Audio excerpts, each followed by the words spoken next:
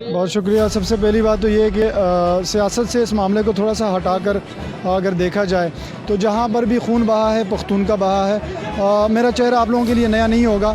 Saddam Afridi کا بھائی، اور صدام آفریدی کو اس طرح سے ماورائے قانون ماورائے عدالت اور اس ایجنسیوں کے، ان پولیس کے ڈپارٹمنٹس کے ہونے کے باوجود قتل کیا گیا.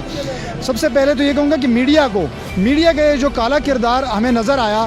نقیب اللہ محسود کو شہید کیا گیا، سب سے پہلے خبر آئی کہ دہشت گرد مارا گیا. شرم آنی چاہیے آپ کو. صدام آفریدی کو شہید کیا گیا، کہتے ہیں منشیات فروش مارا گیا. شرم آنی چاہیے آپ کو. اب ارسلان محسود کو شہید جب کیا گیا تو سب سے پہلے خبر آپ کے نجی ٹی وی کا میں نام نہیں لوں گا، آتی ہے خبر کہ یہ ڈکیت مارا گیا. تو شرم آنی چاہیے، شرم سے ڈوب مرنا چاہیے. یہ مقام آپ کے لیے شرم سے مرنے کا ہے. پھر وہ یہ بات کہ یہ پولیس گردی ایسے ہی نہیں ہو جاتی، اس کے لیے بڑے لفافے دینے پڑتے ہیں دجالی میڈیا کو.